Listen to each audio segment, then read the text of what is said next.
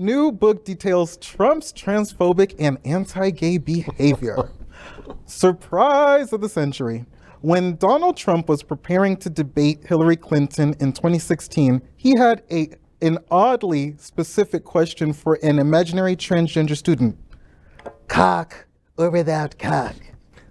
This scene of crude transphobic behavior is just one of the revelations in New York Times Trump reporter Maggie Haberman's soon-to-be released book, Haberman Presents Trump as a boorish homophobe obsessed with sexuality and appearing masculine, often to the horror of his aides, and details several instances over decades when Trump's true colors shone through. According to an excerpt obtained by the Daily Beast, a week before the second debate unfolded in St. Louis in 2016, Trump's close advisor at the time, Reince Priebus, presented the aspiring political figure with a question on same-sex bathrooms. Throughout the book, Haberman details how the now former president would also frequently engage in guessing who might be gay. For instance, when the AIDS virus began spreading in New York City in the early 80s, Trump phoned reporters to find out if people he'd met and shook hands with were gay.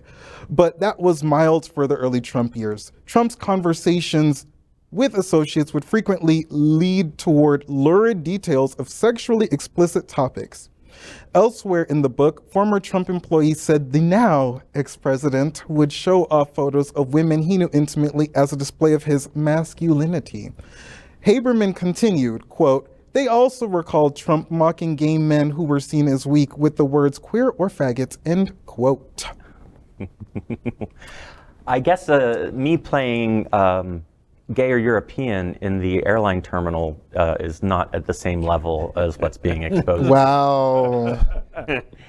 Sounds like Trump had an interesting childhood. His behavior is just so hard to describe at times. It's like, where is that coming from? Where is it coming from? Insecurity. A lot of it. Mm-hmm. If you're from New York, you know this guy since the 70s. Page 6 in the Post has had him regularly. He was all, as they say in Texas, all hat and no cattle. Okay? He was a phony from the get-go. Any New Yorker will tell you that. This is part of a bigger thing. Like, for instance, LBJ did similar things. He had press conferences naked. He would always be, on the toilet with, dignitaries. With Humphrey in particular, he kept him there for a reason. Churchill did the same kind of thing. Yeah, and so there's this method to the madness. I guess. But a reason behind it, perhaps. Well, I don't know about that, but it's entitlement. It's this sense of entitlement where you think that, or where one thinks that they can do something like that in order to show dominance and the fact that we're still dominance. Talking about him.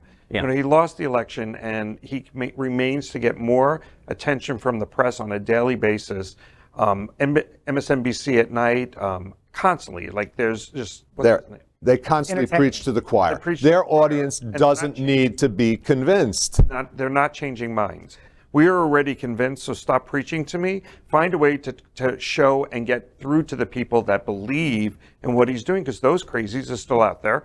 And just like the Supreme Court Justice's wife today, who was sat for 3 hours in front of the January 6th committee, she still believes that the election was stolen from Trump. I mean, we've got to, I don't know what we need to do, but you just want to scream sometimes. Well, the panel the other night talked about whether you could actually put him in jail. And as everyone seemed to agree that they more wanted him to be able to be put in jail than he could actually be put in jail. I think more likely is that he will be kept from running for office. That's more jail for him than a cell would be. Right, but I'm a Gemini. He needs the limelight. Like Trump, unfortunately, he's a Gemini like me, and the best advice is just ignore us. Just ignore us, because we love attention. You give us attention, you create a monster. You ignore us, that's the worst thing you could do, or call us boring. Ignore us or call us boring, wow. Buy him an island, put him on it, let him be king of the island. There you go. We go back to the whole Hitler. Hitler was democratically elected and didn't win, and then came back to terrorize, and fascists are gaining more control in Europe This week in Italy, there was a new fascist leader. Correct. So we have to be afraid of him. I mean, we can't. Aware of him. I don't think I'm afraid of him. I need to be aware of him. Well, I am afraid of the things he could potentially do should he get back in power. That's what scares me.